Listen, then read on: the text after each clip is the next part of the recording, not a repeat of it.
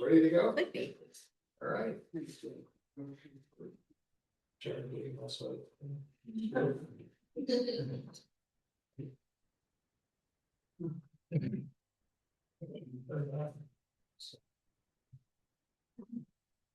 All right, the June regular meeting of the Park Township Planning Committee Commission is in session. The first item that we have on the agenda is the approval of the agenda. I just wanted to make one comment, and it wasn't around the actual agenda items, but we did have some information about farmland preservation that was kind of stacked a little bit further forward in the information that everybody received. That's actually going to be part of the other business and announcements in the member and staff reports. So you can, if you want to move that to the back, that's fine, but it won't affect the agenda itself. Okay. Anybody that has any changes that they'd like to make to the agenda flow at this point? If not, I would entertain a motion to approve as presented. I make a motion to approve as presented. Support. All in favor? Aye. Aye. Take it, they're none opposed, so we'll keep moving. Next item on the agenda, and we have new member introductions here. So I'm going to go ahead and ask both Melanie and Tony to talk a little bit about themselves, give a couple of points maybe around what interested them in doing this. And first of all, thank them for their willingness to serve. I think it's this is a really interesting job, and I'm going to tell you that you will learn a lot through the process. Do not be concerned if you feel a little bit lost at the beginning. You may not. You may be way ahead of the curve, and we'll all be very impressed. But I remember starting out on this and the first few meetings being a little fuzzy on some of the things that we're doing. So don't get too stressed if you feel like you've got an awful lot to learn, and we still do after 3 or 4 years. So, Melanie, why don't you go first? Sure. I'm Melanie Skolton. I've lived in Park Township for 25 years. I grew up on the south side of Holland, so I'm familiar with the area. Boy, it's hard to explain how I got to this point, but I think some of the things that got me to the point of planning commission was some of the volunteer work I have done. I was on a cohort for 360, which is the neighborhood where I grew up, and just got a lot of interest in community development and how physical planning can affect community development, and just the whole concept of community has really been important to me. So pair that with a friend on the zoning board of appeals who said, you should apply for zoning board of appeals. So I did this instead. And here I am. Thank you. Both great members. Thank you for picking us and allow us to pick you. Tony? Thank you. Tony Sonagor. We've owned our home since 1990. Over the years, it's served as either a primary residence or a vacation home, depending on our careers at the time. I grew up on the east side, moved here and did all of my medical training at Butterworth, which became Spectrum, which became Corwell. I'm not sure what it'll be next, but I spent a good chunk there and then traveled to several different academic centers during my career, but always really considered this home. And so my keen interest is try to help preserve what's been an enjoyable sort of residential bedroom community for the greater Holland, Grand Rapids area. Great, thank you. And again, thank you both for your willingness to serve. You're welcome. I also wanted to mention, since I was not here at last week's meeting, I missed the opportunity to thank both Dennis Eade and Len Pullman for their years of service. They both have done a great job and brought some really interesting perspectives over the years. And that's one of the things I think that you'll find interesting and engaging about this commission, is that everybody has some things that they have specific interests in and energy around, which really helps when we start getting into some of the conversations that we do, particularly like ones around ordinances. We have one coming up on that we've been working on tree and landscape ordinances. And we have a lot of expertise and a lot of interest in those areas. So it makes it a lot of fun to work with all of you. So look forward to it. Next item on the agenda is the approval of the minutes from May 28th. Does anybody have any amendments or changes that they would like to make to those?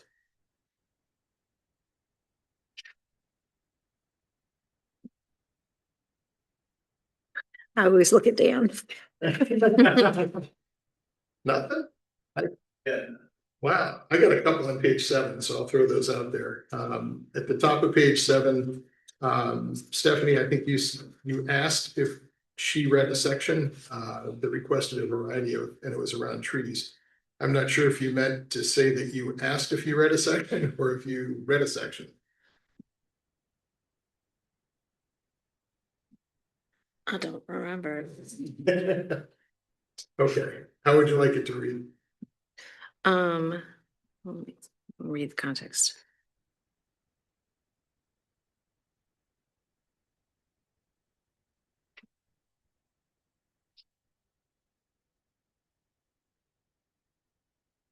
I think it probably makes more sense if I confirmed I read a section Okay. that requested a variety of both deciduous and evergreen. Okay. All right, thank you. I also saw the third from the last paragraph on this one where it said, Weiss stated that general land development requirements included canopy regulations that allowed for, I think that was we just need to take out probably the included canopy regulations. Because I think we're just duplicating that. And that's all I have. Anything else? If not, we'll entertain a motion to accept as amended. So moved. Support. All in favor? Aye. Opposed?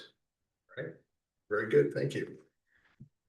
Let's see, next item that we have is public comment. So this would be the time that if you do have something you'd like to, from the residents in the community to speak to, you have up to 3 minutes to do so.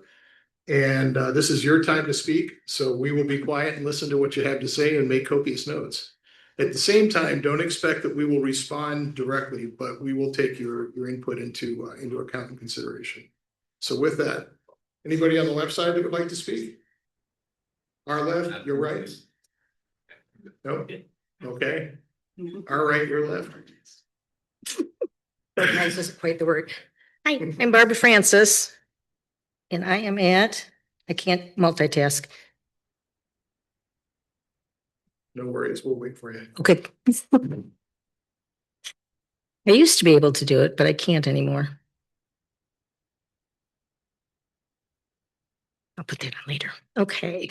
I am here to ask about, or not necessarily ask about, but discuss the Marigold Woods HOA sign that is actually not at an entrance to their subdivision. I have a text back from the township manager that says that we are correct, that those are not, it's not the entrance. Entrance is Little Station and Post and Foxdown and Post, but they have 4 signs already, that making the 5th.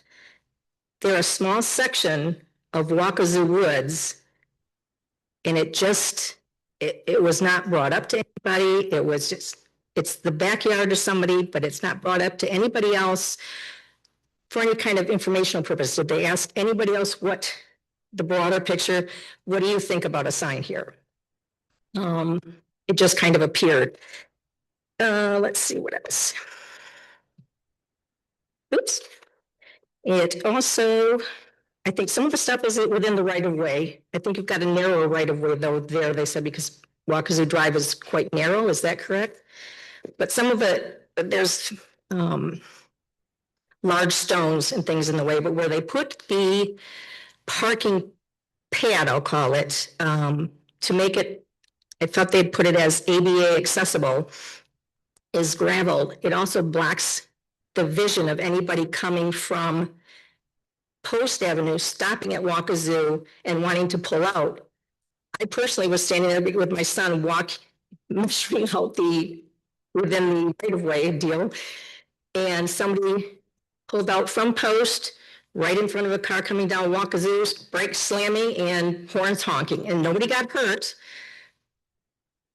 That's the whole point. You know, we don't, it's just not well thought out, and it feels like they wanted the sign in before asking permission, because I know they did not put in permit for it before, till everybody found out it was up.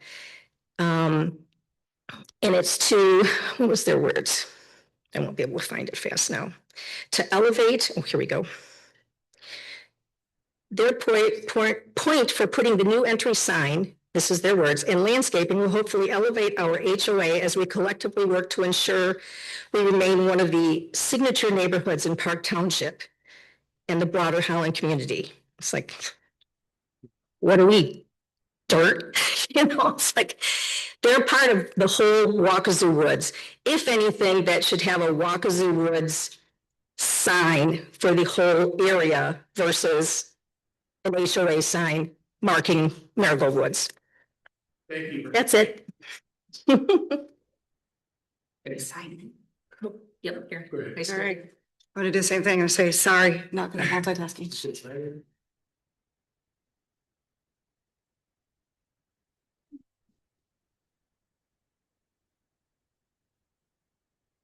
Right, so I am Sarah Brummels, 248 Dyken Drive. Not currently, hope to be back there soon around Christmas. Tree hit our house the night before Thanksgiving. So we're optimistic that the builders are moving and things will continue to move along. But I'm here for the same reason. I won't touch on all the same points. I think from my perspective, something that we all feel that wasn't mentioned that I'll bring up is just that broader sense of community. Last spring, when we went through the massive storms, we all came together. We are families kids go to school together, we work together, and we go through really hard times together. This felt very intentional to not let the greater Waukezu Woods area know about this, and it doesn't reflect us. And it is the main entrance to our neighborhood. I felt very disheartened when I walked and drove through to check on our home and saw that sign there and had no idea what was going on. Not only that, the historical marker being taken down, I know that's moving, and I know that's some of the ADA compliance. I think the broader issue is that feels secondary to what they have put in front of it, which is a very large sign that did not have permitting before they did it. And ultimately, I guess, the reality is, what is the benefit? What are we gaining as a larger community by having this sign? And I don't think the larger community feels a part of a whole any longer. And I think that's a really sad commentary on who we are as a neighborhood, because we've been so strong together as Waukezu Woods. So that would be one question that I would leave you with. And then I think, ultimately, what are the benefits of having this sign? Is there something that we as Waukezu Woods are missing, that we need this giant HOA sign that doesn't reflect all of us? What benefit is it bringing to us as a neighborhood and as a community as a whole? And just for an idea of, I think, the passion behind this, I started a group, a platform for us to just share ideas on how we could maybe collectively come together for this.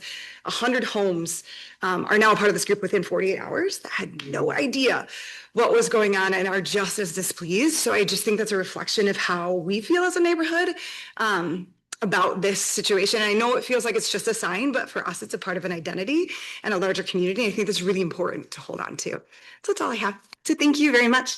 Thanks. Can I ask you one question? This was an HOA decision? So. Yes. Yep. Hello. Hi. My name is Julie Fryer. I live in Waukezu Woods as well. So, same issues as these folks have, kind of have this coming out of the blue and whatnot. It did feel intentional that we were not included in this. But my question is, and it has been stated by some folks on the HOA, that by having the sign, it will increase their home values by quote unquote kind of advertising their subdivision, and that this is an HOA. I feel that it can negatively affect our real estate property values by showing this, because a lot of folks don't want to be in an HOA. I had the opportunity to speak with some members of the board. Off the cuff, we just happened to be in the corner at the same time.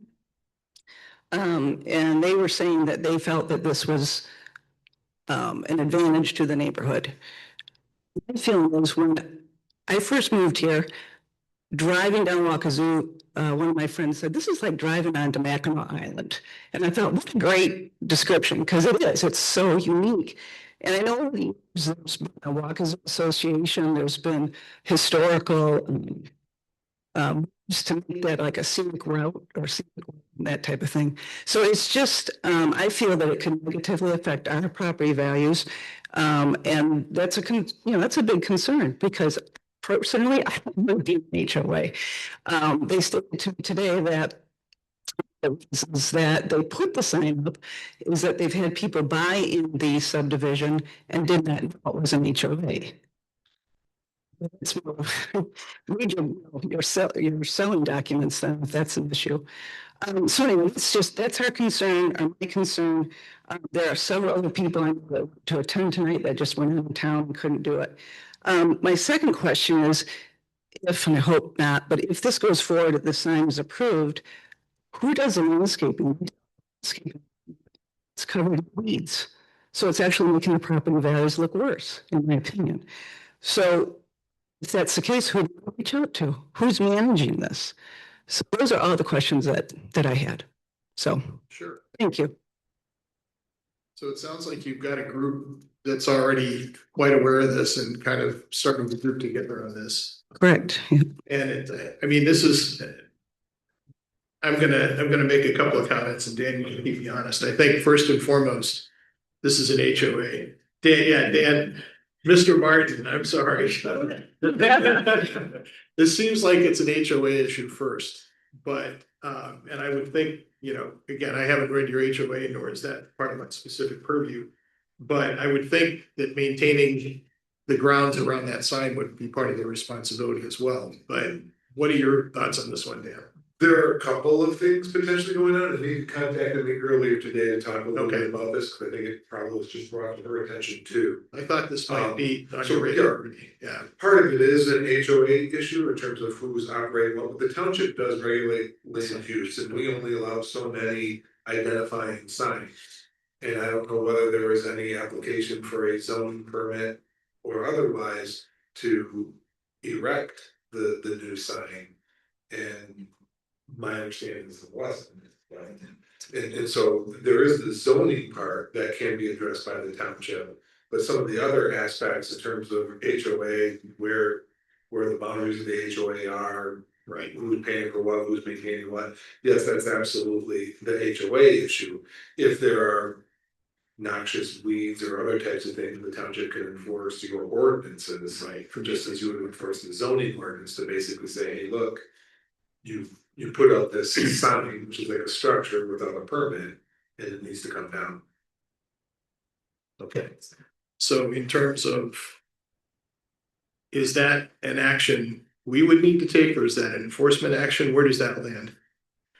It's an enforcement action and a determination. So I've sent them some documentation already. They're working on getting, the HOA is working on getting a sign permit together. I think they're also going to discuss it. And then I'll determine, this is where the entrances are, this complies, this doesn't comply, right of way, some of those things. We'll just evaluate it according to the zoning ordinance like we would anything else. And then if they agree, great, and either they'll comply with whatever that determination, that final determination is. Or if they disagree, then they'd have the opportunity to appeal that to the Zoning Board of Appeals. So that's the body that would go to if they disagree with my determination. Okay, thank you. And it sounds like there could be a safety element to this too, based on some of the comments with the traffic, visibility around traffic and so forth. I think I heard that from some of the comments. Yeah, so we'll evaluate it from all the township perspectives, the things that we have under our purview. Great. Thank you. How's that? Great. Quick response. Thank you. Well, thanks for bringing it to our attention. Much appreciated. And Mika and Dan, thanks for your input and clarity on this. Super. Anybody else on, I think that covers everybody who is here for public comment. So with that, did you have? I just want to ask one more question. Sure, go ahead. How do we know when next steps through you folks occur, or how do we stay in touch, or what input can we give in the future, if any, that type of stuff? You could reach out to the office and we can give you an update. The zoning office. Yeah, yep. All right, thank you. All right, thank you very much. With that, Since everybody who wants to has spoken, we'll go ahead and close public comment. Thank you very much for your input. And that takes us to election of officers and zoning board of appeals. Mika, do you want to give us some commentary around kind of the process here? Sure, you have a few different things that you're electing for.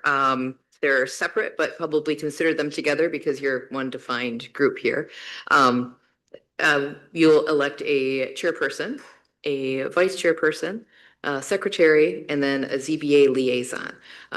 So I'll let Tom speak to that a little bit more as far as yeah, I'll just let you jump in from there. Tom has had some conversations with people, but you guys are able to nominate anyone that you would like in one of these positions, and then it would be like anything else, support and voted on if you're willing to serve. So if you'd like to nominate yourself, say I want to jump in and do that, and you can do that. Thank you. Having said that, we usually don't nominate the newer folks because we figure that between initial training and things that you'll probably have in terms of on-ramp for the first year or so, you'll probably have your hands full and you'll want all the time that you can to kind of learn all the things that we go through. I have had some conversations with a couple of folks, and normally we just kind of throw this out, let everybody make nominations. Dave Coppinall, who is not here, has expressed his willingness to serve as the ZBA liaison. So just a little context around that. And maybe this is a good opportunity to explain your role as well, because being an elected board member, Char exists and participates on this planning commission as a liaison from the board. We have a liaison from planning commission that participates on the ZBA. And Dave, being one of our commissioners and one of the folks that's been on with me for a while, has expressed willingness to take that role on. Dennis Eade had that role prior to, but him going off, we lost him in planning and we lost him in ZBA as well. So I would put Dave's name in nomination for that position. I think I can do that. Since it's planning commission and willingness to take on ZBA. I have spoken to a couple of folks about the other positions. And I guess I can go ahead and just put your names in nomination. So I've spoken with Dan Bourbon, and Dan has expressed willingness to take on the vice chair position. Now I'm doing this not as being elected yet as the chair, but that's up to you guys. Anybody else wants to jump in and throw their hat in the ring, you know. And I've also spoken with Stephanie about continuing as secretary, and they both expressed willingness to do that. So the only thing we need to do, I guess, we have to vote on those positions and also the chairperson role. So I'll be quiet now. Well, I would like to nominate you to be our continued chairperson. If you accept. Support. No, nobody else wants to jump in. I'm willing to stay on this chair, so thank you. Sounds good. With that. So that was a motion and support. Let's vote. Okay, that's voting Yes. supported. Okay, we need to do the same for the other two positions as well, correct? Correct, and then also vote on it. Yes. Yeah. Okay, So I so guess I'll move that the entire slate be approved as for the positions you named. okay, And I would support that. okay. That sounds great. We have a nomination in a second for all three positions. All in favor? Aye. Any opposed? Thank you very much. All right. We can check that one off. We've got our officers. I think the next thing that we've got on here is, and we also have ZPA, so we've got that covered as well. I think from there, we wanted to go to the work that's been done on the C2 and parking ordinance. So, Mika, if you could kind of take us through the updates and kind of where we are at this point. Hopefully, very close to approval, I think. So, yes. All right, so let me get my papers in order here before I try to jump in here. So on the dais in front of you is the red line version. It was in your online packet, but it wasn't in your printed packet. But that's the version that shows all the changes that have been made. So as we've kind of done in the past, the red are just kind of all of the changes, and then the purple are the changes since the last revision. So you can see clearly what the newer changes are. So those newer changes, I think the first ones are on page 6. I'll run through all the changes, I think quickly-ish, and then you can comment on whatever ones you might have questions about. So, And Mika, maybe we can just do a little bit of setup on this because Oh, we sure. have we haven't had a lot of commercial initiatives, I think, over the last few years. This one's, I think, something that has needed to be updated for a while, but it's also been driven by some additional activity. So yeah, so this is in part just a general update, in part so we can make sure that we've specified the short-term rental uses and more specifically the permissions around those. We want to make sure that that's as easily understood as possible, and so that's part of what that is. The C2 ordinance is our resort commercial district ordinance, and this describes kind of all of the activity that's able to happen within the commercial district. So there are some regulations that are in other portions of the ordinance. So the parking that we're looking at, that's also something that would be applicable. But the core of any regulation in this C2 district is found here in this in Division 10 here that we're looking at. So it begins by going through the uses that are permitted in that area. And then it goes on and we have dimensional requirements and so forth. So we've looked at a number of those so far. So going to page 6 with the newer changes, this is establishing occupancy for short-term rental, the short-term rental use. And there's no change from the last as far as the number of occupants goes, to my recollection. This is just presented in table form to hopefully be easier to understand for the casual reader.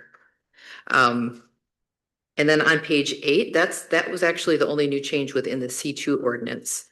Then this is within the parking ordinance, which is in a different section of the zoning ordinance. A few changes, just additions as far as verbiage specifying that these are spaces per unit. And then similarly trying to make the language around parking spaces a little bit more clear. So part of that is that it's a ratio of basically 1 parking spot per 3 occupants, but just wanted to make that fractional number a little bit more clear. So if you have 6 people, then it might be 2 parking spaces, but if you have 7, then it would be 3. So it's any fraction of that additional 3 people that adds that parking space there. Further on in the parking, I think I added a line on just clarifying that the area between the parking area and roadway would be green space that's located elsewhere in the ordinance, but thought it would be wise to have that here as well. So that's not a change. That's just incorporating this so it's in the same place. Added a line at the bottom of page 11 requiring a photometric map for these. We say lighting can't go off of the site. In most cases, you would want to see evidence that the lighting would not go off of the site. So that's just a map that shows this is where the lighting is going to go, what the light levels will be. And on the last page, on page 12, there's just a little bit more language around the stacking area, kind of along the lines of some standards. It's not written out as standards, but it gives a little bit more specific information on what the Planning Commission would be evaluating.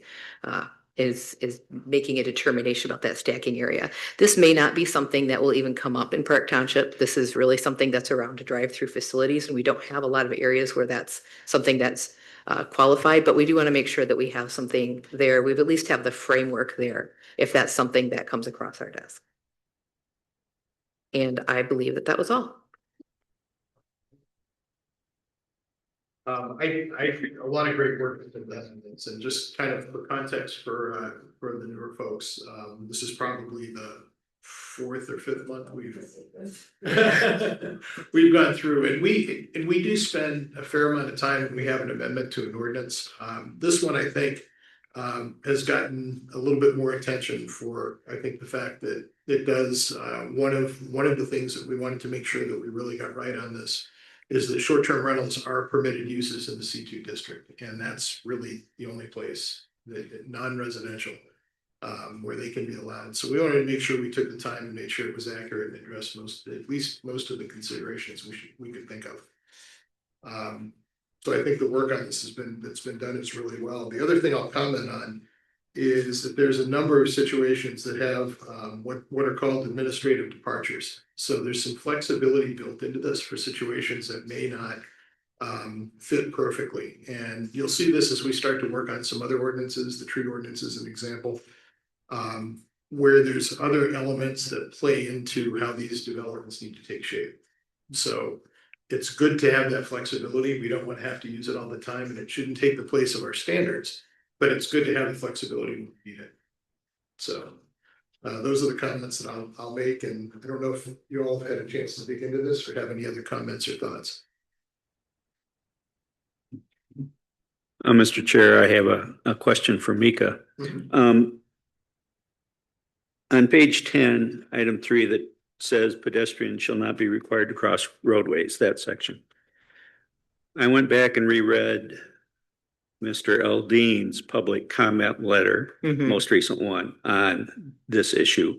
And in my mind, this answers his comment. Would that be correct? It is, and thank you for pointing that out. I skipped over that when I was going through the changes. So he rightly points out that his street is about 35 miles per hour. My assumption looking at that street, which I should have been thinking, was that that would probably be a lower speed street, but it wouldn't be surprising for sometimes our speed limits are higher than we would expect them to be. So I did take out that line where it says exceeding 25 miles an hour. I was wanting to put in something a little bit more specific as a requirement, but after that, I thought we probably should make sure that we don't lose the flexibility that we were looking for. I think we can still evaluate that. Good, thank you.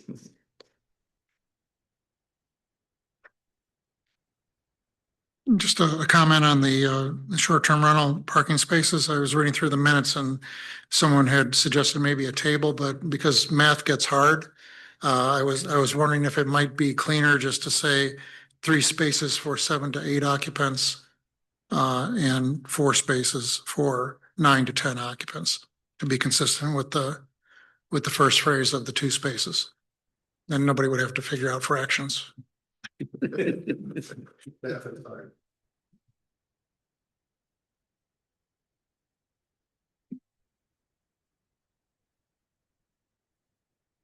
That's up to you, Planning Commission. I mean, if we're going to start just feeding information on a platter so they don't have to figure anything out, that makes sense. People can't add, and I'm certain there's even more that can't do fractions. I think and I think you've done a nice job laying out some of this in tables that we had talked about, because we did have quite a few things that were confusing, I think, as we went through it, as we've gone through it a couple of times. So I think that's helped. Is that something that you could add into this and create a table on it without a whole lot of, I guess what I'm trying to get to is if we don't have any other things tonight that we want to go through, could that be done as a approval with that additional piece? Yeah, I think that's, And again, I'm not putting. Dan's here so we can make sure that I'm right about this, but I think that's pretty straightforward. Well, I'm writing down the Tony. Oh, sorry. Your tone. Yeah. So Dan, is that an amendment that, Yeah, the question was if we wanted to make that amendment to put that into a table and try to make that number clearer, could we approve this with that amendment as opposed to having it come back to us? Yes, you could. Have you held a public hearing on this ordinance at some point? Quite a long time ago, yes, yeah. Yeah. Have there been like substantial changes? relative, I would say so. You may or may not want to have another public hearing, and the board would have a public hearing, but you could basically make the amendment tonight to correct that portion Okay, and send it to the board. Because that becomes just like a Scrivener's type of thing, because it's not changing even the substance. right. But just as Tony indicated, it's staying in a different manner, like 1 to 6, 2 spaces. It's just 7, 8, clarifying, yeah. 3 spaces. Okay. Very good. So It's that- 7 to 9, 3 spaces, correct? Yeah. Just checking the math. Just checking the math. I'm not gonna try to do that on the fly. I think somebody said math. And it's actually a great point that Dan made, and I probably should have brought that up. Typically on these, when we review amendments or we review site plans, we're not actually, we're not the final approval. What we're doing is we're recommending approval, we're recommending denial to the board. So they get to make the final decisions on this, but the expectation is we kind of do the nuts and bolts review of these so that when we're making that recommendation, they can be pretty comfortable with what we're passing. Okay. Any other areas that people saw that they want to make reference to or changes? Otherwise, I'll make a motion, we approve it for board consideration. Support With, with the table. amendment. As long as no other discussion, we have a motion in a second. I'll put it to a vote. All in favor? I, Any opposed? All right.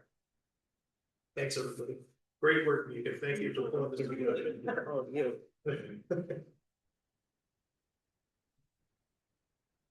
Yeah, we do get into the weeds on these, but I've never found that it's a useful. It's, if we're doing it, something else good too, and we ought to do it first. All right. That takes us to our annual report. Annual report. I'm not going to say too much about the annual report. I think it's fairly self-explanatory. Lorna did a really nice job on this, pulling together all of the good work that you guys have done for the past year. So this is something again that you'll review and then that we'll present to the board as well. It shows what the attendance is. I do want to mention something about the attendance. Those of you who are new have heard this already. The township is pursuing something called Township of Excellence through the Michigan Townships Association, and it sets a number of metrics of best practices for township governance. One of those metrics, there are a couple of those metrics that are relevant to the Planning Commission. Two of them are education and also attendance. So there's, I forgot the number off the top of my head, but there's a certain amount of educational hours that are expected over a 3-year period for planning commissioners. So that's something that whether it's some of the webinars or training that we do here, like the training that we do tonight, will count this as, however many hours this ends up being. The citizen planner training that I know some of you have done. And let me know if any of you have started it but haven't been able to get all through the system, because I know we've run into that some. But so that education component is part of it, lots of different ways to get that. And then the other piece of it is the attendance. And so the Township of Excellence requests 90% attendance. In average, I think it was average as opposed to each individual, but 90% attendance at the Planning Commission and ZBA meetings. So that's just so you're aware, that's the target. So that's what we're shooting for. So we do have attendance on here. We also have the meeting schedule. It was a kind of a nice year. We didn't have a lot of extra meetings. We didn't have any no quorum meetings. So nice, boring statistics on that one. We like that. And then zoning ordinance amendments and are listed there, as well as development applications and other reviews. Lot happened this past year. You are all familiar with what happened here within the Planning Commission. That's the first couple pages. And then if you get back to page 3, we have the Zoning Board of Appeals. And so this would be an interesting one for you just to kind of peruse to see what types of things are going before the ZBA. Sometimes those will highlight things that the Planning Commission should be considering. Like if there's a consistent issue that's coming up, is that something that you want to continue to hold the line on and say, nope, we really want that to be what it is, or something that you say we should make a change so that we don't consistently see these applications going to the ZBA. There's also beginning on page 5, actions of the legislative body. Sometimes there will be things that the board will do that's related to land use that don't come to the planning commission, not often, but occasionally something has come up. In this case, we really are seeing all of the developments that landed on the desk of the board after they came to the planning commission here. So that is your annual report. Discuss, thoughts, that's what it is. So it was a pretty busy year, but to Mika's point, a pretty one, I guess, in a lot of ways. Straightforward. All right. Yeah. If there are no comments on, I don't want to cut you off, but if there are no comments on the annual report, we can jump into some of the rules and policies. Let's see, I think our next on the agenda, we had the bylaws, and there is an action on this, a very minor one. Mika, can we skip back for just a second? Because it's going to be easier to ask this question now and answer it than when we get to bylaws. Because the attendance is what brought it to my mind. Do the bylaws disallow us to participate from a remote location to be in attendance? The bylaws do because of the Open Meetings Act does. Okay. Unless you're like employed for military purposes. Then the Attorney General has also issued an opinion, like if you have a disability and it's a disability accommodation, you could do it, but other than that, you have to be in person. And I'm actually just thinking of Dave. He's deployed but not in the military is the reason he's 9 out of 12. So just looking for a way to help him. Yeah. I helped them.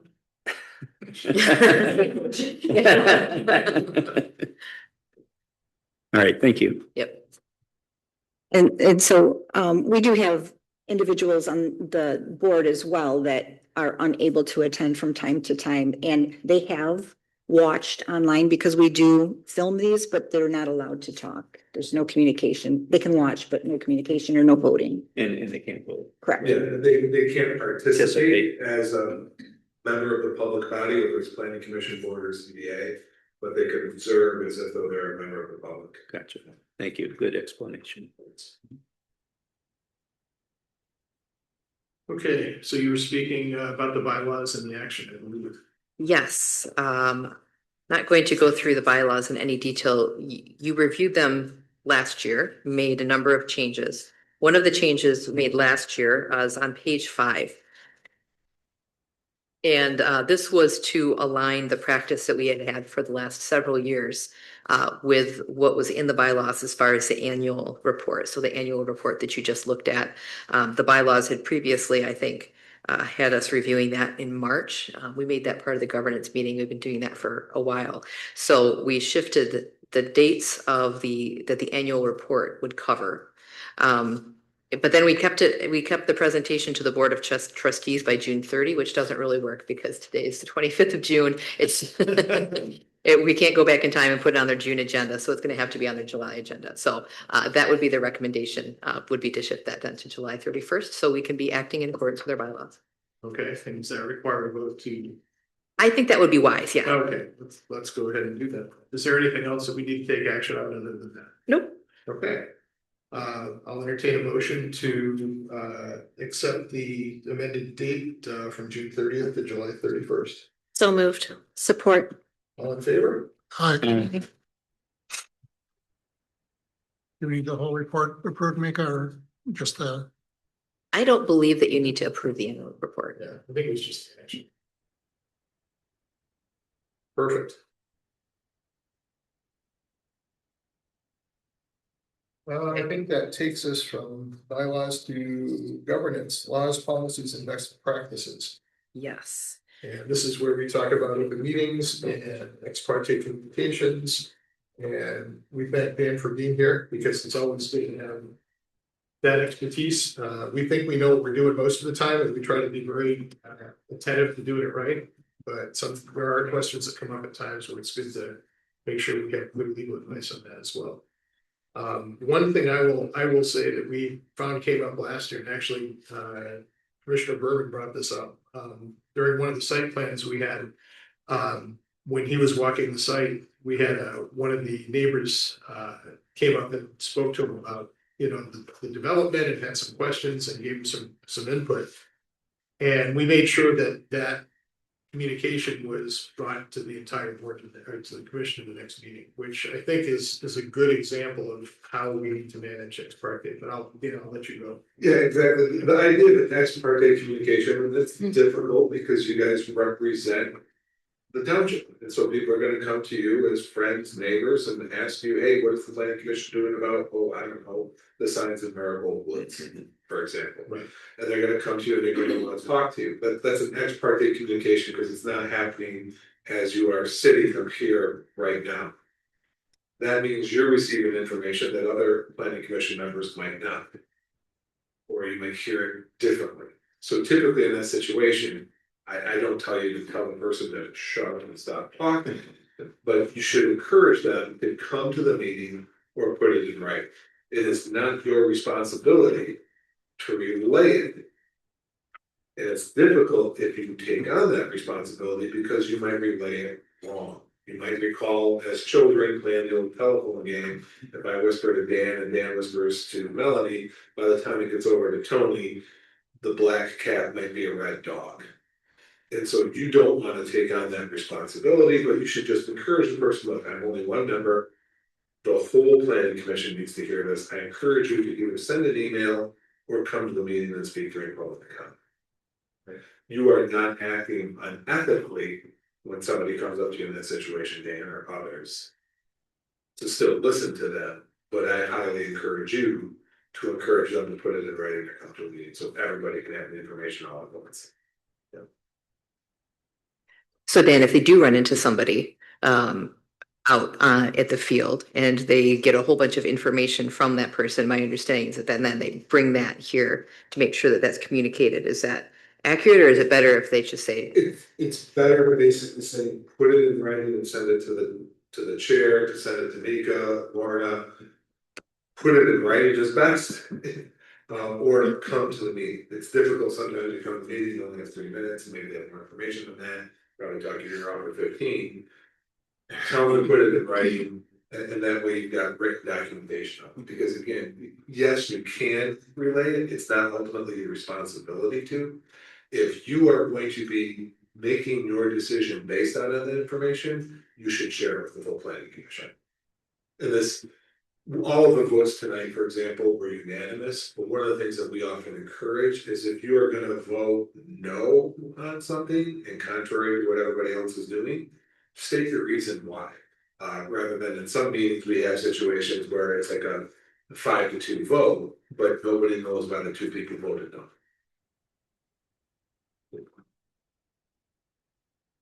The other thing that very occasionally comes up with ex parte communication, and I think I've only known of maybe once that this has happened since I've been here, so it's not very common.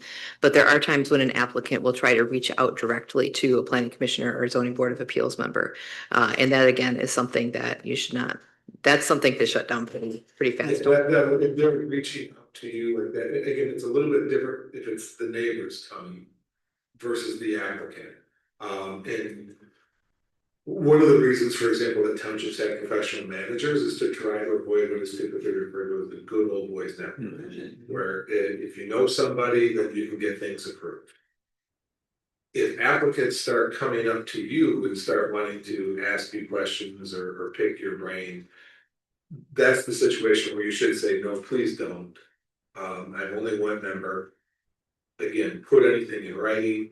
We've had situations where applicants change their plans multiple times. So before submitting to Mika, by the time they submit it to you after Mika's review, they might even come to a meeting and say, I'm still gonna move this feature from one spot on the property to another spot, even though I haven't identified in a third spot on the site plan. Like all that kind of stuff happens. You don't want them coming to you and saying, hey, if I do this, would you be in favor of that? That puts you in a very awkward position because you end up with a letter and it says, hey, planning commission chair said this was gonna be fun. You only speak for yourself. When the applicant comes up to you, it can create a very difficult, tenuous situation. So in that situation where it's not just a neighbor or a member of the public, but the applicant is saying, no, it's not proper for you to come and speak and talk to me.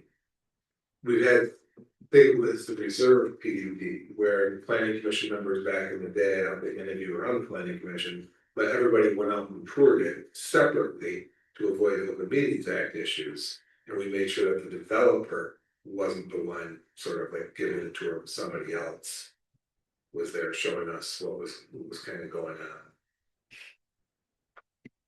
And it's not uncommon, when there's a development, for neighbors to want to talk to us about it.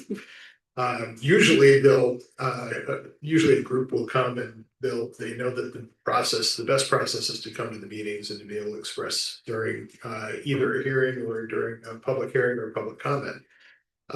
But it's also not unusual for Dan's situation to arise where you're walking in and somebody says, hey, they're walking the property. They must know something about this, and come out and want to have further conversation. So great direction on that, Dan, not to try to play telephone, but I think if the situation arises and you do get information, I think, Dan's approach was right to share with us. Yeah, you can share it, but again, the difficulty is if you share it and you're not correct, the person says, wait a minute. We're taking on That's not the right thing to do. I got you. Trust me, I've had an architect put words in my mouth that were never coming out of my mouth. So it's just, and if I could add also, it's just not applicants. Something as easy as an email that I received this week. Why it came to me, I can guess, but my reply back was, you need to talk to Mika. Here's her phone number, here's her email. And I wasn't going to supply any requested information that they wanted. And I guess as far as emails that do go to the PC, everybody will see those. So if we do get input from an applicant or from a neighbor of an application, something that's in the process of being developed or being applied for, you'll all see that as well. Mr. Chair, if I can touch on that a little Sure. bit too, from the Open Meetings Act standpoint, that's gonna happen. Do not reply all. Right. So the Open Meetings Act pertains to any meeting of a quorum. The courts have held that you could have a virtual quorum via email. And not only are decisions supposed to be made in open session, but all discussions and deliberations towards a decision. And so if you start chatting among the quorum of you on social media, email, text messages related to something that's before you, that's a violation of the Open Meetings Act. So please, please, please don't do that. You can get together for the 4th of July, we're not talking about things that are coming before you as planning commissioners. Quick question about the email letters that are basically written public comments that come to the whole commission. In our bylaws, it says the secretary shall read any letters or documents into the official record when required. Are those emails in public records somewhere, those written? They stay in our file, yeah. Okay. So they're considered part of the public record sitting in that file? Yeah. Okay. The best example of this is in the last year or two, we've had 2 appeals of zoning board of appeals decisions to circuit court. Those appeals of an administrative decision, and most of what you do other than the C2 type of zoning ordinance is going to be administrative decisions, site plan reviews. Even the PUDs are not rezonings, they're technically administrative approvals by the board. Appeals of administrative decisions, like the ZBA's interpretations, are based on the record. And so even if the secretary doesn't read the actual email, they're technically read into the record, because at some point somebody says, okay, yeah, we're just putting that into the record. And so then the circuit court, Judge Halcyon in the last 2 instances, receives, it was like 3,000 pages for the short-term rental appeal. The Gabriel's one is probably only about 100 or so. But he'll receive all of those emails, or whomever the circuit court judge is that's hearing it. So the appeal is on the record, which is great, because we don't have discovery where you guys then get asked a bunch of questions and depositions like in the separate lawsuit that was original file. And so, yes, it's going to be part of the record. We have obligations to keep it. If there's an appeal of it, it goes to the court reviews those documents. and then decide. As well as the video is the public record of our The meetings. the video is not really part of the public record, technically, it is a public record, subject to disclosure under FOIA. But the video, you act through your minutes. So all of your decisions are gonna be motions that you made, for example, today, whether to amend the minutes, whether to amend the agenda, whether to recommend the board to approve the C2 zoning ordinance. You act through your minutes, that's part of the public record, the things that you've considered that have been sent to you are your public record. The video technically isn't, it is a public record that's subject to disclosure, but it's not the public record of your decision. That would be the written minutes that you approved tonight. Okay. Thank you. You're welcome.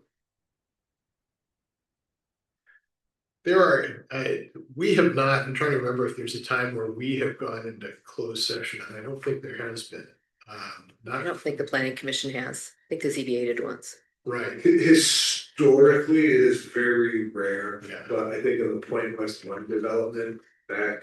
the original, yeah, And when talking about density and certain things, even before the litigation, the planning commission was in the closed session. But okay, it's pretty rare. but it's typically if there's something, a situation like that. I know when the board goes into closed session, it's usually around legal action, compensation, human resources, those types of things, right? Yeah. Property acquisition, Property acquisitions, yeah, we did it a couple times for the Coast Guard station, okay. but yes. There are in a sense more reasons under the Open Meetings Act as to why the board would do that than you. Right, makes sense. We talked, actually, when we were, one of the questions I got this week was around, and we're gonna talk about master plan here in a little bit, but one of the thoughts was around, do we have enough time during our regular meetings to really dig into master plan prioritization, because there's so much there. And the question was, does it make sense to do kind of workshop and have an additional meeting periodically? If we were to do that, that would still be an open meeting requirement. That is correct, Right. You'd still be deliberating towards the eventual decision. So you're gonna be required to comply with the Open Meetings Act, which is gonna include public comment, Right. like you had tonight. The Open Meetings Act doesn't really make a distinction between regular meetings and workshop meetings. It makes a distinction between regular meetings and special meetings. So for example, the Township Board has, I think, workshop meetings relatively occasionally, but at the start of your calendar year or fiscal year, you set a calendar for when you are gonna meet. Typically, you guys do the third Thursday or the fourth Thursday of the month. And so that's your calendar, you post that after your initial meeting of the year. Then if you change those meetings, you can change them, but you don't have to post that they're changed. Mhm. And it's still a regular meeting, albeit at a different date and time. Then if something comes up where you might have an applicant who's really eager to move forward, who might pay for a special meeting, if you can pull together a quorum, I don't know how that's gonna impact the Township of Excellence thing, because sometimes you might only get 5 out of your 7 members present. Right. You hold a special meeting, you have to have at least 18 hours notice of it. That's a special meeting. Workshop sessions could be either special or regular meetings. And it's more of a, almost like a Robert's Rules of Order type of thing, where you're basically saying, we're just gonna talk and not make any decisions. But the Open Meetings Act says, even if you're talking about a future You're decision, moving towards a decision. you have to have it. Yeah, you have to have that transparency Right. so the public can see that. Okay, The Open Meetings Act and Freedom of Information Act came out through historical buffs following Watergate. Where, in the mid-70s, we decided it'd be a good idea to allow more transparency in government. good context, thank you. Any other things, I guess, we kind of jumped quickly from ex parte to open meetings. Are there any other kind of key things that come up during around open meetings that we should be talking about? I think you mentioned that the reply all piece, which I think is really important, because that quickly constitutes conversation in email, so we definitely can't do that. Yeah, it's not just the emails, and that's the context that the court has seen it in, but at the time the court issued that decision, we didn't have things like Facebook, Instagram, or other social media things where you might post. And so to the extent that some of you are active on social media, if you are talking about issues that are before the planning commission, be careful that you're not posting on another planning commissioner's post and potentially creating a forum where you're discussing and deliberating whether you agree or disagree with the other planning commission members. I'm not gonna tell you, like, from a First Amendment standpoint, you can't post on matters of public concern in front of the township. But then just be very careful about the potential of creating a forum in social media. Whether it's that discussion and deliberation. Context.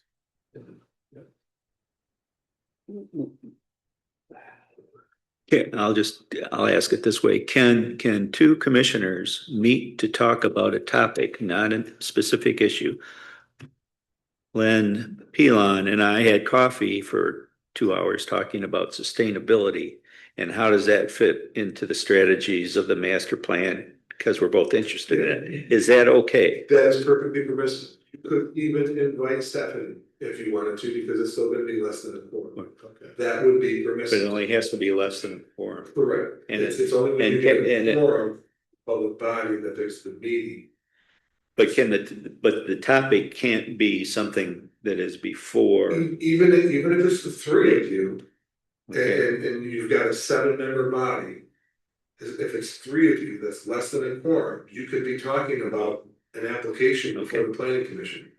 What becomes problematic is that if one or two of you go up and start talking to others Yeah. and creating sort of these little sub-quorums or kind of round robining how people are gonna vote on an application before you, that's when you sometimes get into trouble.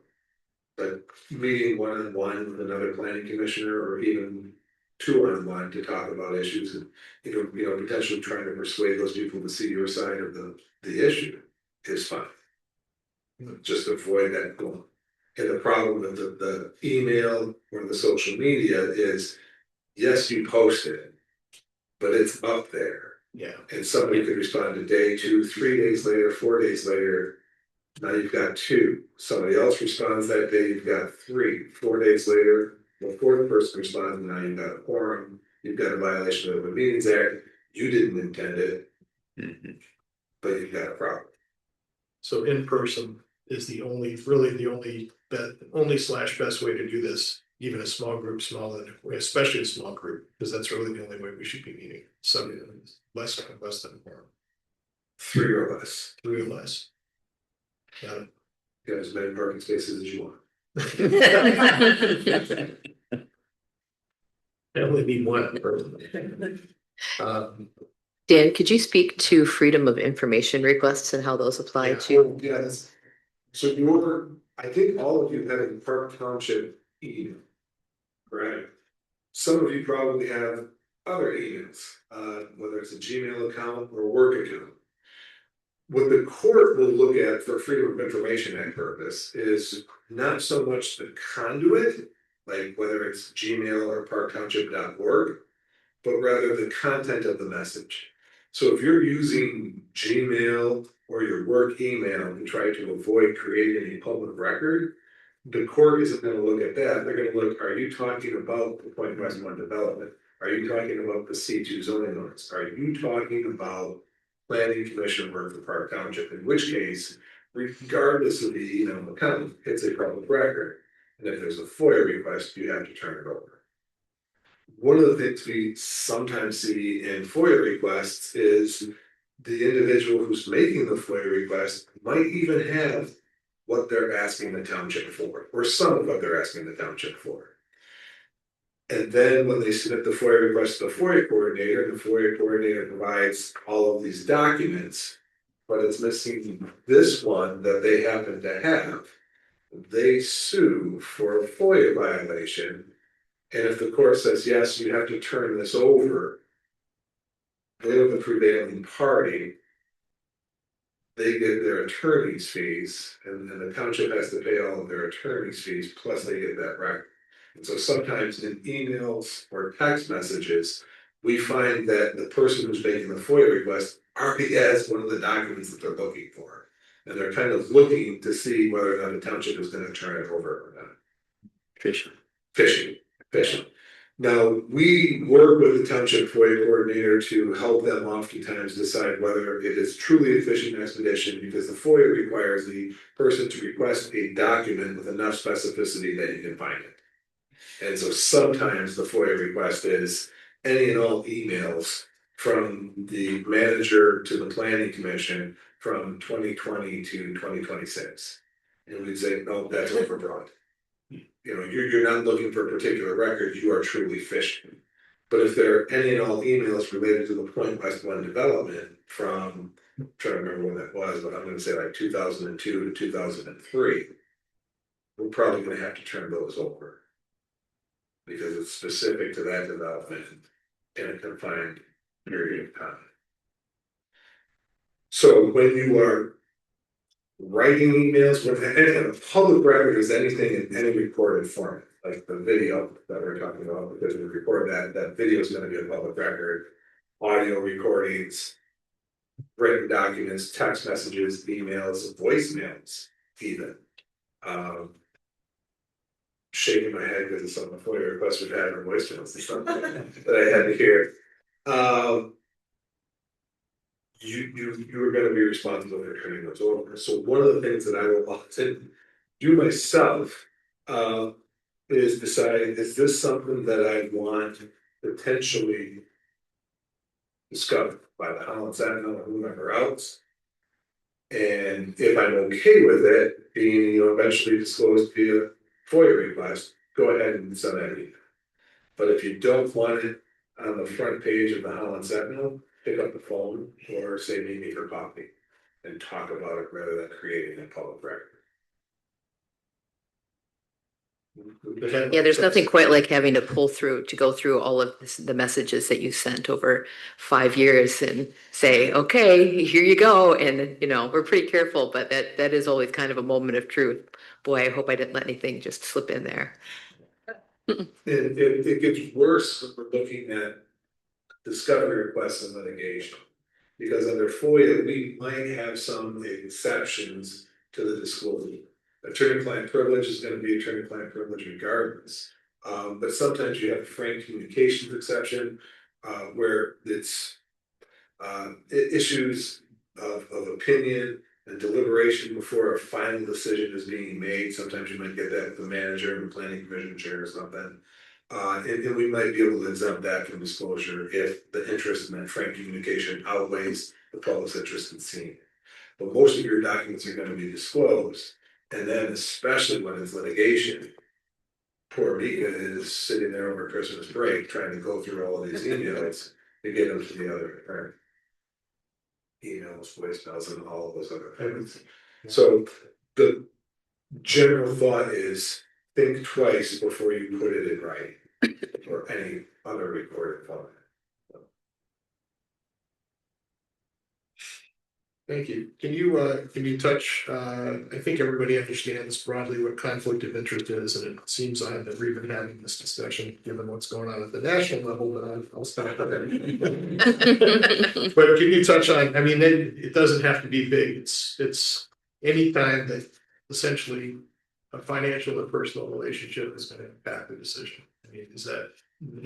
That's correct. And it could be your spouse is one of the applicants. You live within 300 feet. We had that on the planning commission. Might have been Point West One. One of the planning commission members had property up there. It couldn't participate because they were within 300 feet. The general idea is if you've got some kind of financial or other interest in the application before you, you should abstain. That ensures due process. So it protects you and your reputation.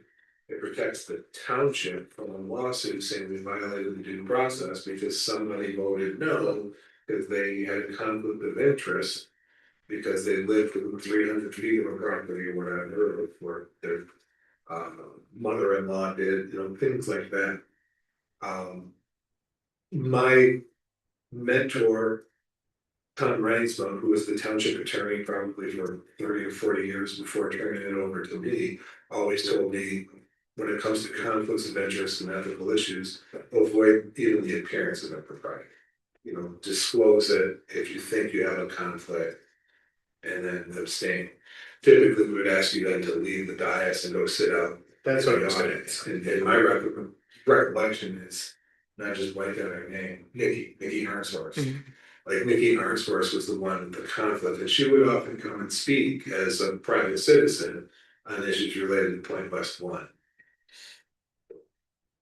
You still have First Amendment rights, right? And as the township attorney, I don't want you suing the township for violating your First Amendment rights on certain issues. Very good. Any other, thanks for the overview. That was very good, and I always appreciate it. We do this once a year. It's good for all of us to go through this and kind of reminders. We get them on a periodic basis, and I think, you know, your antenna will be up the first time you're walking a site and a neighbor comes up and wants to know what's going on. And, you know. Can I touch on one thing I think that you said earlier, Tom? Sure. Of course, you were talking about standards Mhm. and like requirements, especially since we have some newer members to basically explain like the difference between them. Yes. Anytime the planning commission has a discretionary decision that you can make, we have to have standards in our ordinance that guides your discretionary decision. Right. And the standards are standards that guide your decision, as opposed to requirements, which are things that absolutely must be met. And so standards are often written a little more vague, it keeps attorneys employed, which is kind of nice. But it's gonna be like, does it have an adverse effect on neighboring properties? You have the discretion to make that decision. One half of the room is probably gonna say, yes, it does, the other half of the room is gonna say, no, it's ultimately your guys' decision. It is not, for example, 86 decibels. You know, a noise ordinance could say, is it unreasonably loud? Or it could say it can't exceed 86 decibels. The courts like the 86 decibels because it's very straightforward. That's more of a requirement than a standard. We start using things like unreasonable or adverse effect, that you have a lot of discretion. But we can't just give you unfettered discretion that basically says the planning commission in its discretion, without any standards, will decide a site plan. And so that's why you see the ordinances and Mika giving you the guidance and the memos, looking at those standards, giving her opinion and Laura's opinion on something to help you. But it's ultimately your decision. When it comes to requirements, each and every one of those requirements has to be met. Right. And if they're not met or can't be met, you can't approve it. And what the applicant would need to do is go to the zoning board of appeals for a variance from the zoning ordinance requirement to allow them to violate technically the ordinance based upon a showing of unnecessary hardship or practical difficulties. Good clarity, and you'll all appreciate the standards, even though they allow some discretion, they're clear in the intent. And they help us to be able to know where our boundaries are. And you'll find, we'll go through these and you'll see these as we come up, but we have examples when we have a specific zoning district. It has very specific standards, and our latitude in terms of what we can provide and what feedback or recommendations we can make are more limited. Because the standards are clearer. We get a lot of PUDs. And in those, there's more flexibility for the builder, there's more flexibility for the developer, there's also an opportunity for us to ask or anticipate some additional things that we'd like to see as part of that. Because the idea is by adding flexibility and maybe some creativity for the builder, the trade-off is that they're going to provide some additional value for the community as part of that and in their development. So you'll see as we start to look at these different site plans, there's quite a bit of variability between those and really what our role is as each of those come up. So thanks for that clarity. I appreciate that. You're welcome. Any other questions or thoughts or for Dan? You've got the experts here.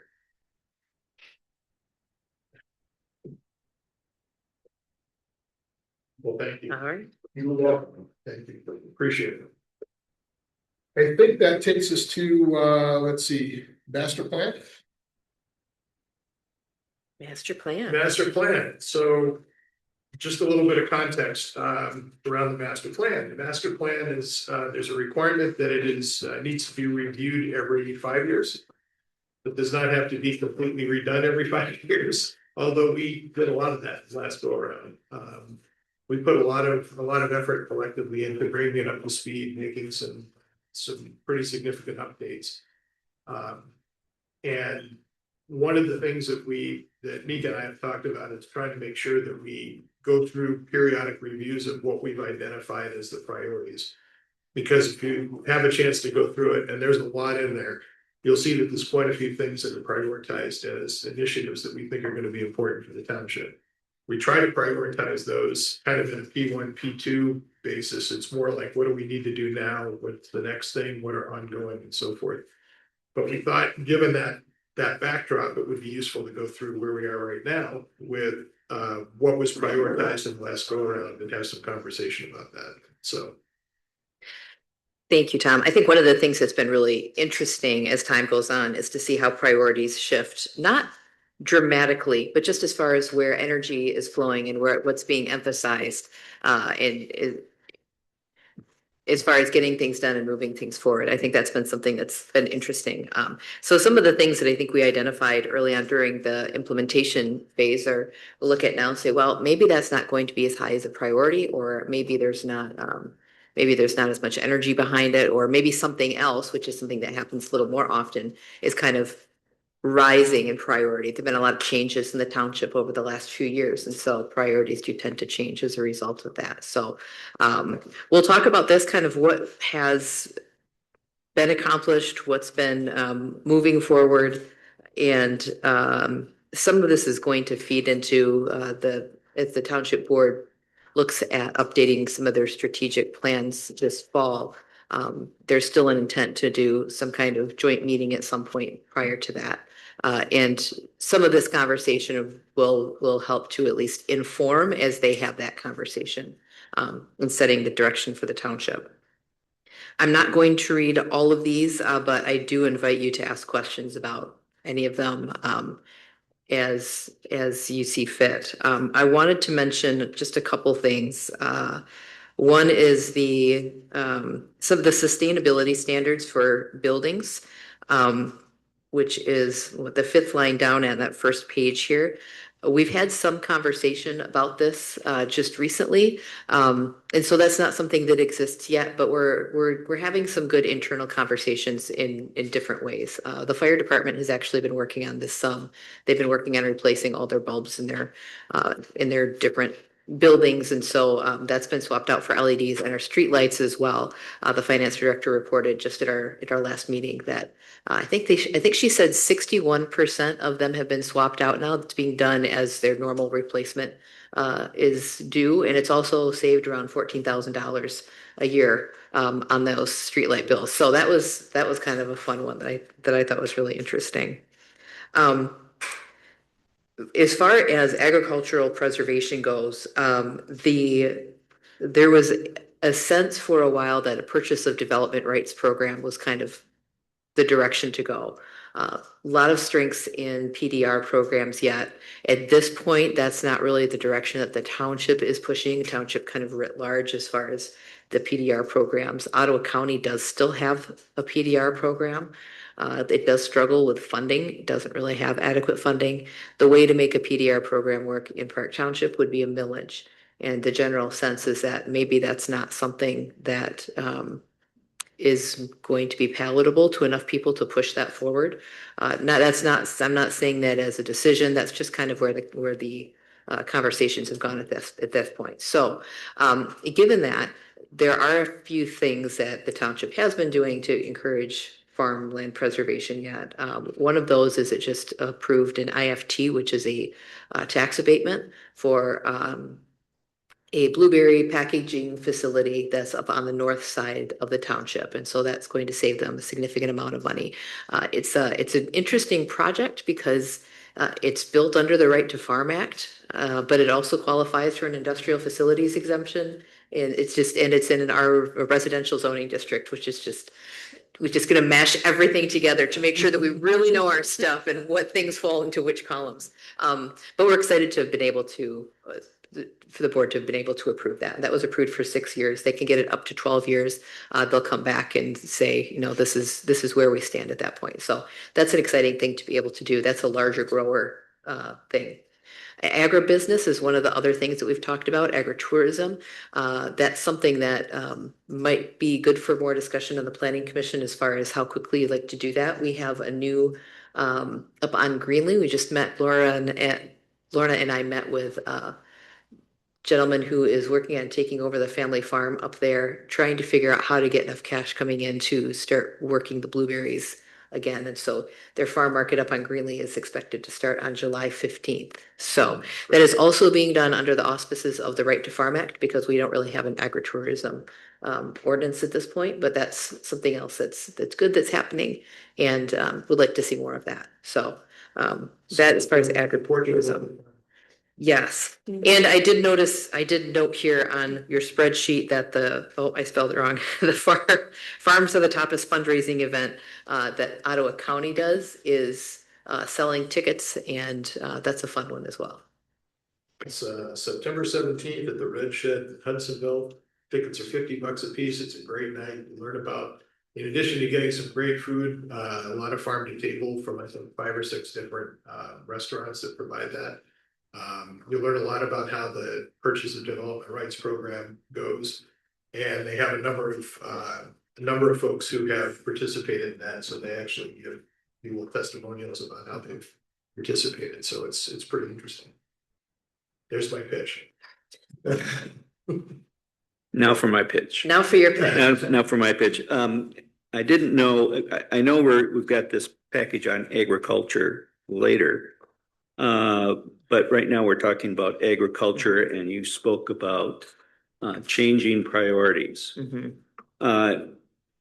In this farmland preservation survey results package that we all got, I thought pages 8 and 9, the actual responses from farmers, were very, very telling, in that their biggest problem they saw for farmland preservation was urban and suburban sprawl and increasing population. That was number 1 and number 2. And when on the following page 9, where do they put the agriculture conservation easements? Number 4. Number 1 is protecting farms through planning and zoning.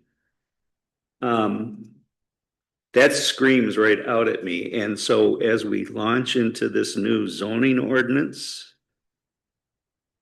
or in some other way, are we going to try and address the specific issue of the agriculture community? Because they're telling us something.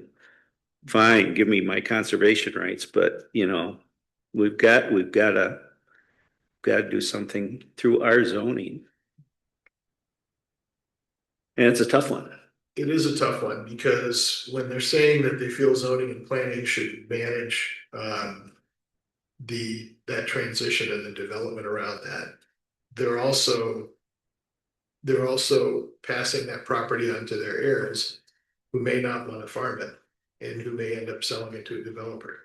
Well, which makes it difficult, because I agree with what you're saying. I was actually excited about the county's efforts in making succession planning not only a thing, but an education and an outreach. And there seems to have been a positive response by an awful lot of farmers to at least engaging with them on the topic and talking with some experts about ways to do things. The one word I came up with when I saw this contrast on pages 8 and 9 was density. And I've asked that question before. How does the township feel about density moving forward? And so I'm hoping the zoning ordinance rewrite will have that being a major emphasis on at least answering that question. Answering the density question. Yeah. Yeah, was it last year or the year before, we partnered with the Ottawa County and the Conservation District. There are a few different organizations. We were supporting and not leading, but we participated and brought Park Township farmers and others together for succession planning and conservation easements. But there is a big focus of it was specifically on succession planning. And I think it was relatively well received. One of the things that's been kind of nice in the last with doing the meetings for the IFT and then also with the farm market that's opening up is that they've said they really appreciate how Park Township has been trying to support its agriculture. And that's nice to hear because we hear the other side Right. often. So that's been really nice to hear too. Nika, were there any other things? I know we kind of jumped into ag quickly there, but are there things you wanted to point out specifically in the master plan? Yeah, I knew that was a high priority, so wanted to make Yeah. sure that that we talked about it a little bit. I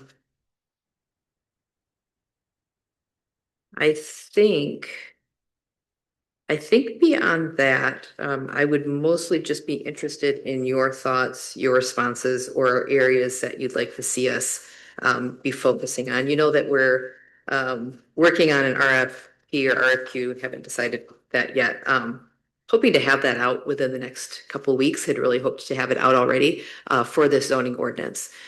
And so that's going to be where a lot of some of this change is going to be addressed. But some of those preliminary conversations we can jump into now. So any thoughts that you have, things that are a high priority or that you just have questions about, I'd love to hear.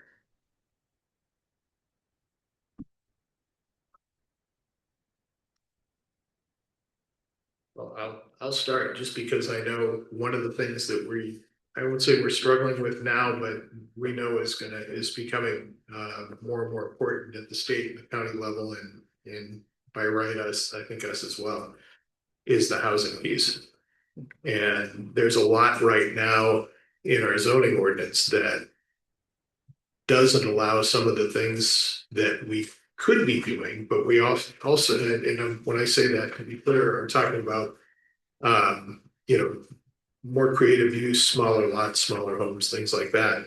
But we also need to do that in a way that's going to fit I think the personality of Park Township.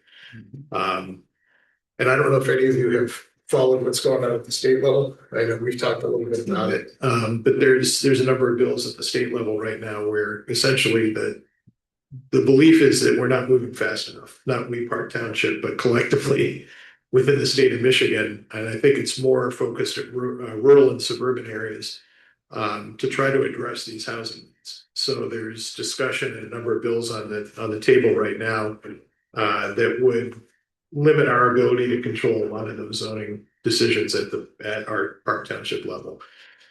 We don't know if those are going to pass or how many are going to pass or what they're going to look like when they come out, but there's definitely a push to be able to weaken some of the things that we have in our zoning ordinances to allow a lot more types of development to take place.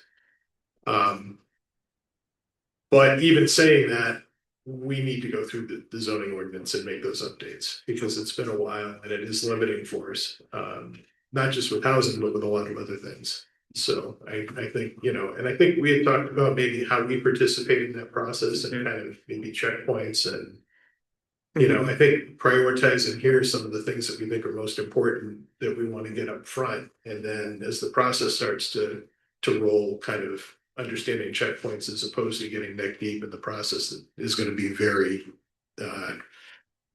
what's the word?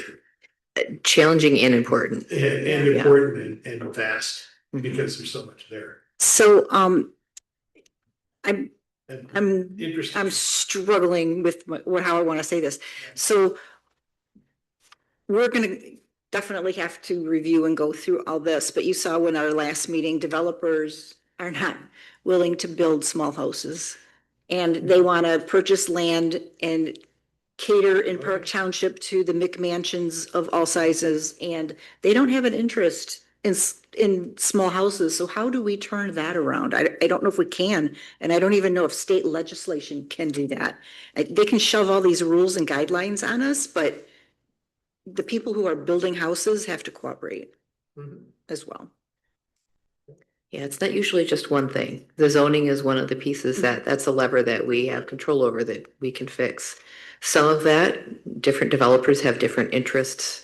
There are some different ways to approach that. And it is challenging, but the zoning piece is the one that we do have the ability to affect, so. We are cursed by the value of our properties. Yeah. And so are the developers. Because they go in and buy 10 acres and spend $1.5 million. They cannot make money with small houses unless they start splitting it up into small lots, which we don't let them do. That's the financial issue that isn't going away. When they answer that question, you know, I just paid 1.2 million for the property on, the development for that property on 152nd. He can't sell $250,000 homes. He'd go bankrupt. So it almost begs that it's not to make smaller lot sizes, except smaller lot sizes, because they're smaller, cost less money. The whole thing is still 1.2 million. But without that foundation of how much did the dirt cost, it's hard to build a house on $1 million lot and sell it for $250,000.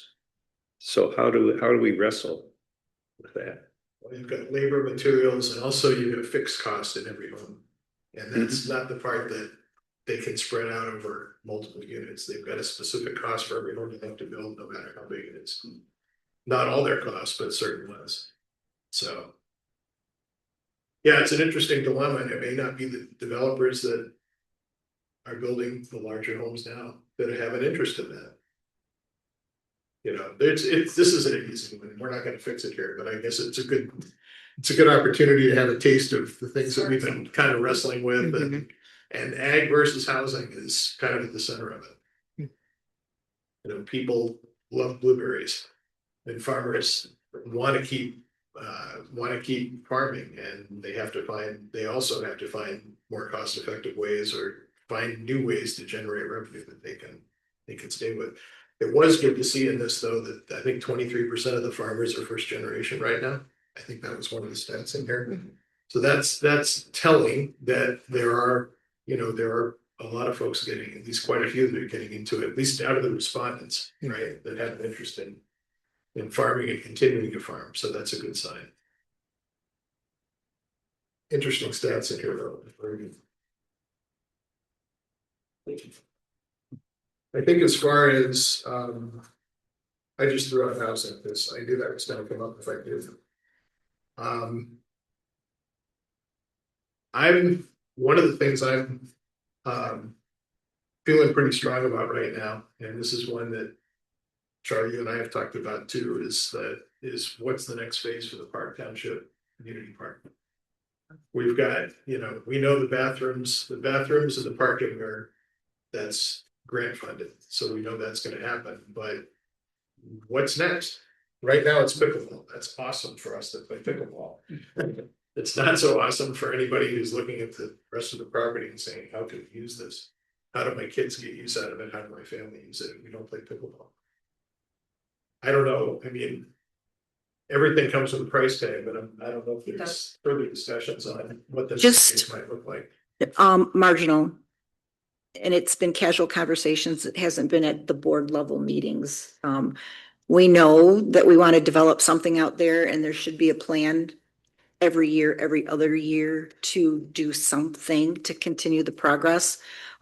Even if it's just landscaping, and we don't have to put in big dollar amusement attractions. It's not on the table, but it's being discussed, but there's no formal plans as of yet. We know that it has to be looked at.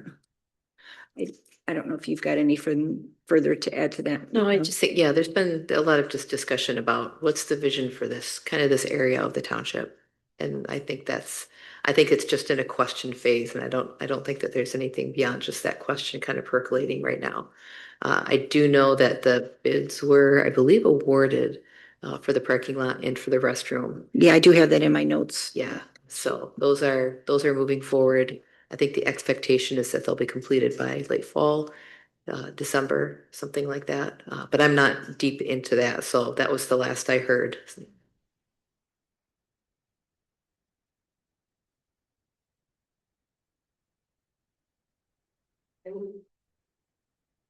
I meet monthly with our supervisor for a one-on-one, so I will just add that back to my topics discussion with him.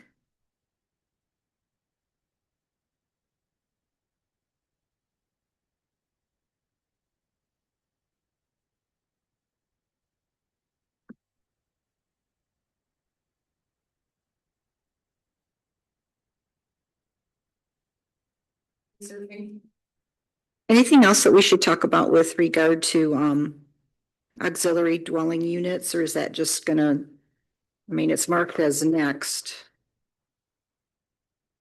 You know, we brought it up several months ago, and my recollection of that conversation was, maybe we don't want to do that while short-term rentals are still going strong. It is something that comes up on a really regular basis. We get a lot of inquiries for people who are looking for places for their parents in particular.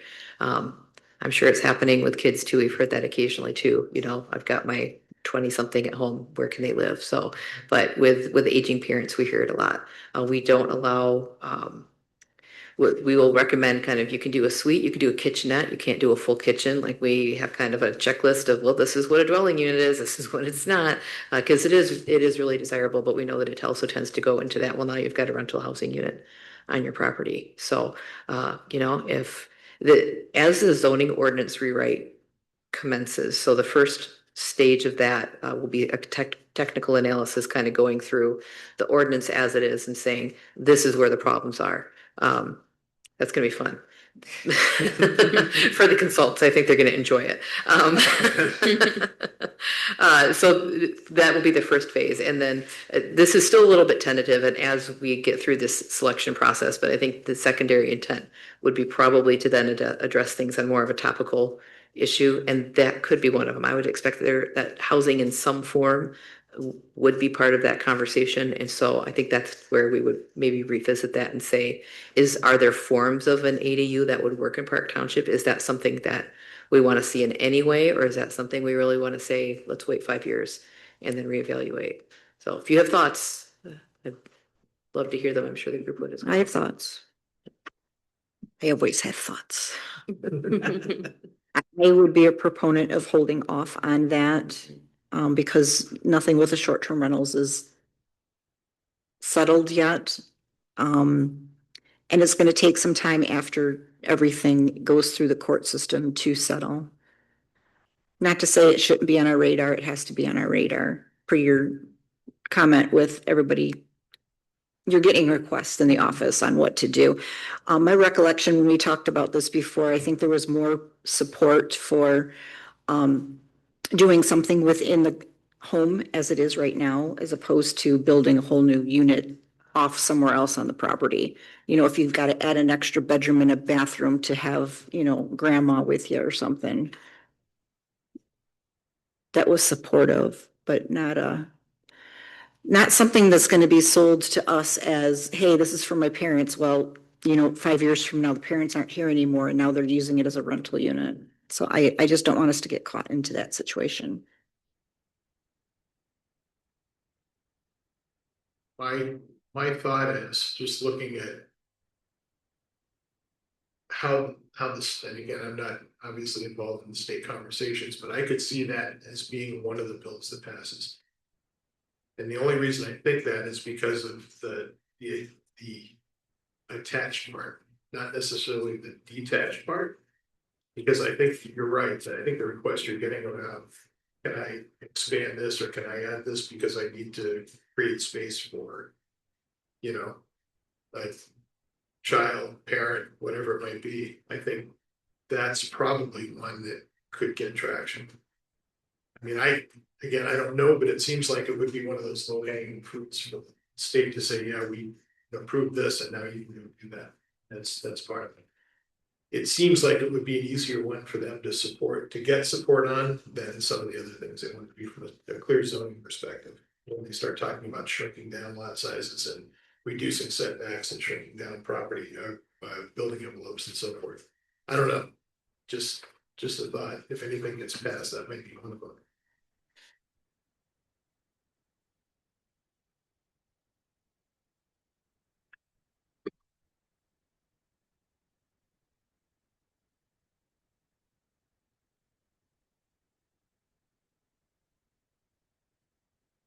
Any other thoughts on, and I know this is probably the first time. Well, it's the first time we've looked at this for a little while.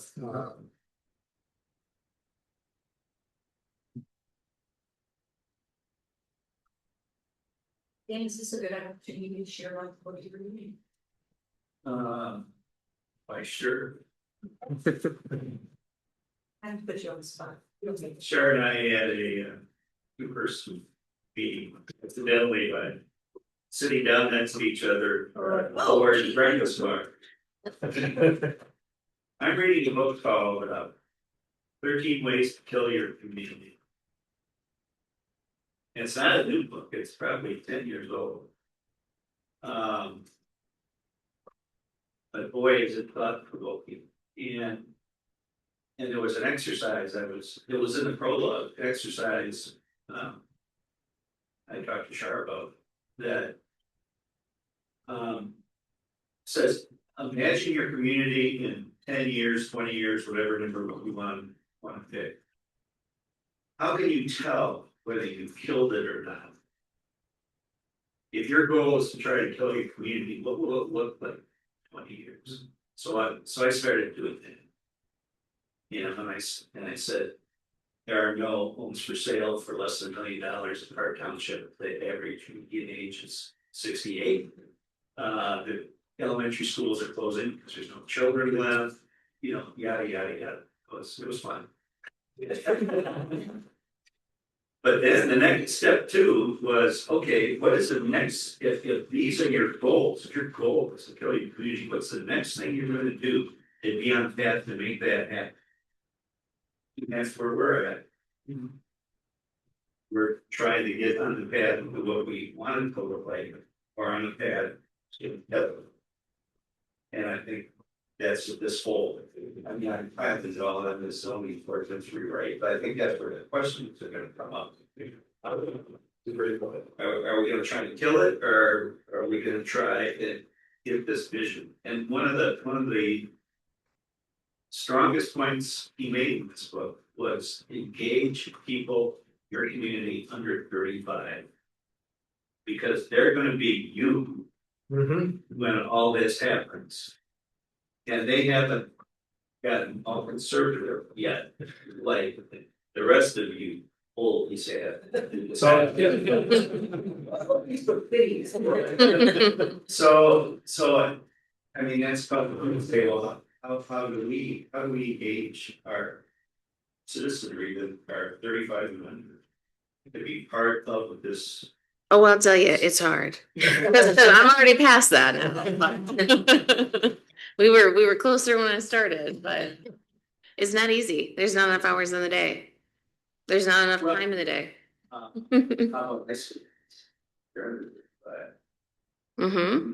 would Daylight Park Township look like when they're 35?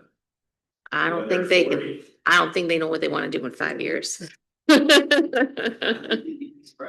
I can promise you, I am not where I thought I was gonna be when I was next.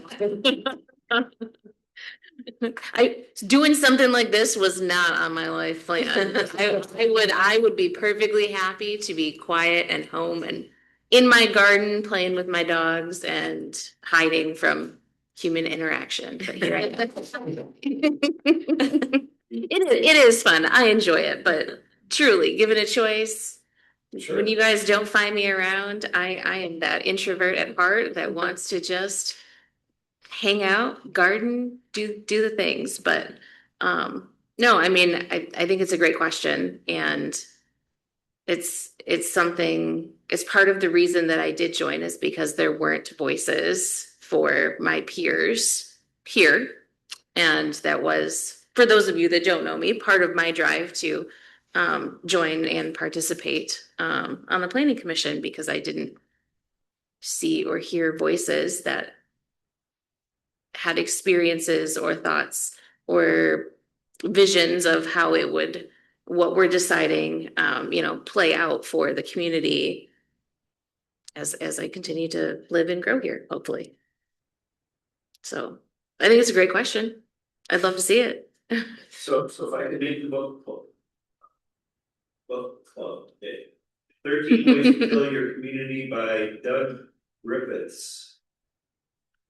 And it's only about 180 pages. Oh, that's an easy one. Yeah. So does he talk about saving it at some point or? I am only 75%. Is there any hope or he's holding off till the end? Well, yes, in everything, I think there's 13 chapters, how about that? But yes, he addresses the example of somebody killing a community and then another community that's not. And so he contrasts the two. But says the ones that are on that path to killing it, they're doing a really good job. Sounds like good reading. Yeah, thanks for recapping that. I was totally involved after that discussion. So, Stephanie, since you brought it up, if you were, I'm not sure, I'm gonna ask you because you're the closest to 35 here. Fair enough. But if you were gonna come up with a way to try to engage younger people in a conversation like this, not necessarily all the things that we talk about, but thinking about what they would like it to look like in 10 to 15 years, or 20 years, whatever it might be. Maybe that's too long a horizon.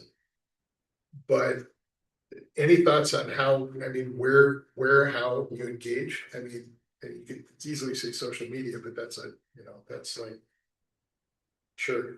Yeah, no, I mean, it definitely easier said than done, right? Because when you're thinking 35 and under, you're also probably looking at individuals who have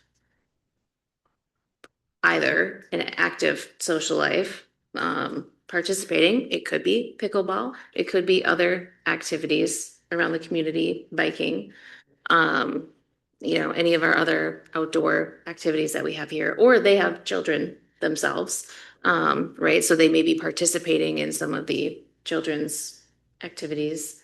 But I think truly the hardest part in just having the conversations with my peers is, unfortunately, and it's hard to control. There are so many things and pressures in the outside world that it is very hard to encourage someone to have a moment to stop and think about the future when they're so tied up in the present because they are in survival mode. And I think that is unfortunately one of the biggest challenges to overcome is, how do you make those prioritization decisions? And, certainly I'm lucky. I've got, supportive family who will take care of the kids so I can go do this regularly, right? But not everybody has that same community or family support to help it allow. And unfortunately, I think it is. I mean, it's just hard, especially if you've got multiples and they're going in different directions, even when you're doing formal meetings, right? Like, quite frankly, the 6:30 hour is also difficult. I mean, I hate to say it, because then it's like even later, right? But if you're gonna get with that cohort, if they're going to sit down and spend other time, it's probably gonna be closer to like 7:30, right? If they have really littles, can they get them down to bed and have somebody there, right? Or can they at least get through the dinner hour and, have them occupy for the last 2 hours, right? Just life, unfortunately. Listen, I got 3 kids with kids and. So You've all been there. So maybe it's not a point of us targeting or trying to have conversations with youngers. Maybe we go over younger than that. And we start training minds. It was interesting that it just popped into my head. Now I had a conversation with a trustee from another township when I was at the convention in Traverse City just a couple months ago. And he explained a program that his whole board does. And they do it with the Boy Scouts. But I can see it also occurring with high school students. The counselors know who's interested in civics and stuff like that. And a couple of times a year, they'll just go through the exercise where they have the young adults sit at the board and they're all given a role and they're told what this role does. And the parents or family members are in the audience and they public speak and they ask questions and they really get an exposure and an experience as to how boards operate. So I don't know if that is a big, huge endeavor. They've got that down to a science now. And I was just like, oh my God, I love that idea. How would that even kick off the ground? I have no idea. So I think it needs to start at a younger age to get people not actively thinking necessarily, but understanding that there's more to what makes a city run than just living here. It doesn't just happen. Yeah. I mean, that's a big piece of it. And, they get to choose what their level of participation and responsibility is going to be. Giving some exposure to it, maybe in the high school, would be a great way to get the wheels turning. Right now, they're probably worried about what they're going to do in the future with AI coming and what the job is, career path is going to be. So, They are definitely thinking that, yes. I have a 21-year-old and yeah, that's top of mind. But to Stephanie's point too, I think there could be some ways to, for lack of a better term, meet them where they are. Go to the playground at 10 in the morning with snacks. And it's going to be a short conversation, but it could be, a conversation at least, the start of a conversation, a few quick questions, before somebody falls off the slide or whatever. But, that would be an option, I think.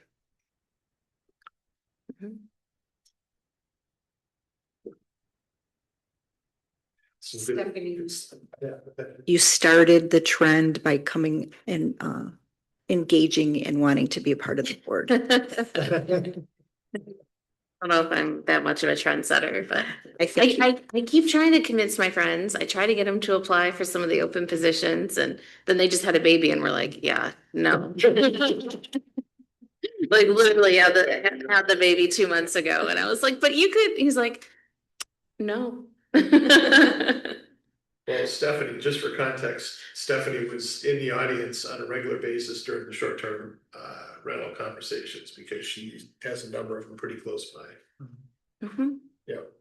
So. Yes. And always had something constructive to say, which I thought was always. I tried. Yeah. Well, it was helpful because we heard a lot of the same things from everybody. So it was good to hear constructive too. All right.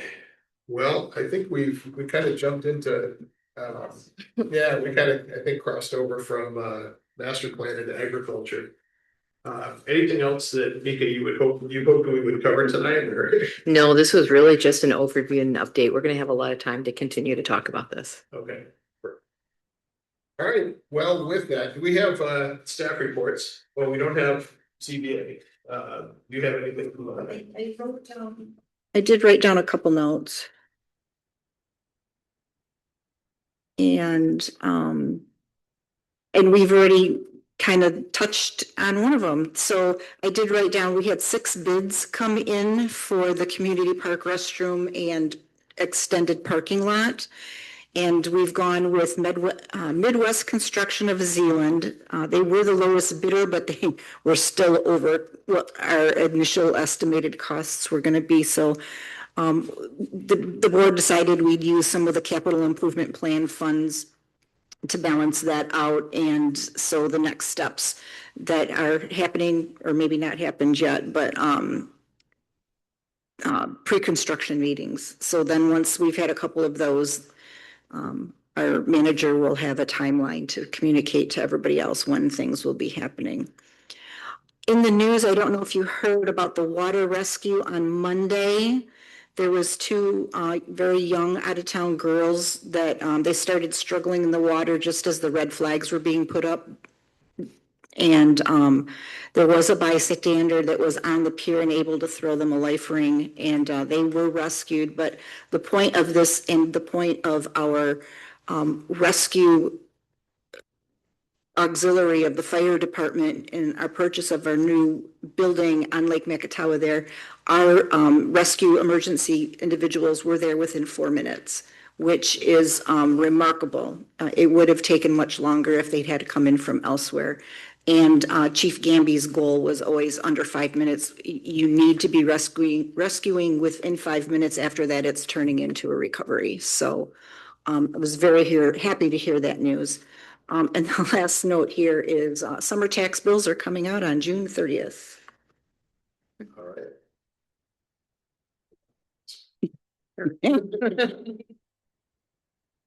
All right, I don't think anything from a staff perspective, Mika, that you want to share? No, just to piggyback a little bit on what Shar was saying, we've had a couple fatalities and really scary rescues in the Big Lake already this year.